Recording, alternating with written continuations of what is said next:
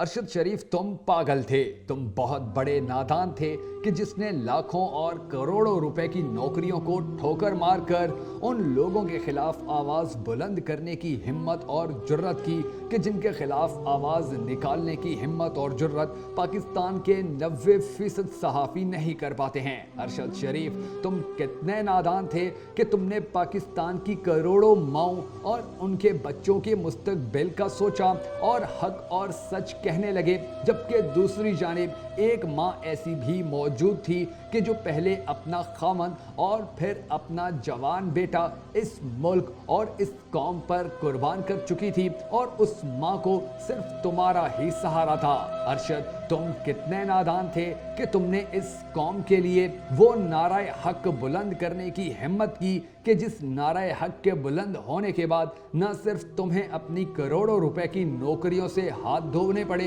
بلکہ تمہیں پاکستان بھی چھوڑنا پڑا۔ ارشد تم کتنے بڑے نادان تھے، تم کیوں نہ سمجھ پائے کہ یہ قوم تو ایسی قوم ہے کہ جو اپنے محسنوں کو صرف چند دن کے اندر ہی بھول جاتی ہے، اور ان کی یادداشت کو بہتر کرنے کے لیے جو فارمولے تم نے اپلائی کیے وہ اب زیادہ دن نہیں رہ پائیں گے۔ ارشد تم بہت بڑے نادان تھے، اے کاش تم نے ایک بار سوچ لیا ہوتا کہ جو کروڑوں روپے، جو لاکھوں روپے تمہیں مختلف چینلز تمہاری خدمات کے صلے میں دے رہے تھے، تم وہ لاکھوں اور کروڑوں روپے لے کر اپنی ایک مزیدار اور خوشگوار زندگی اس ملک میں گزارتے رہتے اور ان لوگوں کے خلاف آواز بلند نہ کرتے کہ جن کے خلاف آواز بلند کرنے پر تمہیں اس ملک کو چھوڑ کر دوسرے ممالک میں جانا پڑا تھا۔ ارشد تم کتنے بڑے پاگل تھے، تم نے اپنے چھوٹے چھوٹے بچوں کا نہ سوچا بلکہ اس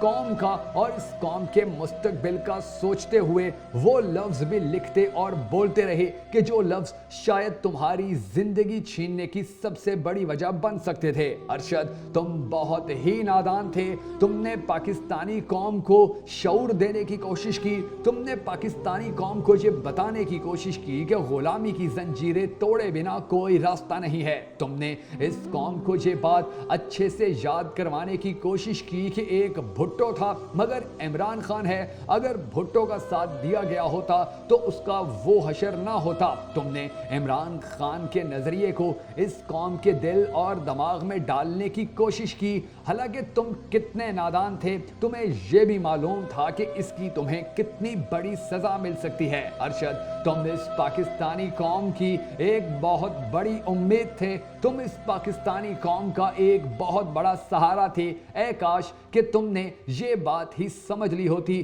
اور اپنی زندگی کو داؤ پر نہ لگایا ہوتا۔ ارشد ہم تم سے شرمندہ ہیں، ہم تمہارے لیے دعا گو ہیں کہ اللہ تبارک و تعالی تمہاری بے وارث ہو جانے والی ماں، تمہاری بیوی، تمہارے بچوں اور تمہارے چاہنے والوں کو ہمت اور توفیق عطا فرمائے کہ وہ تمہارے بعد ایک اچھی زندگی گزارنے کے قابل خود کو بنا سکیں۔ ارشد ہم شرمندہ ہیں، ہم تمہارے لواحقین کو وہ الفاظ، وہ تسلی نہیں دے سکتے کہ جن کے نتیجے میں ان کا درد کم ہو، ان کی تکلیف کم ہو سکے۔ ارشد ہم تمہارے لیے اپنی آخری سانس تک دعا گو رہیں گے کہ اللہ تبارک و تعالی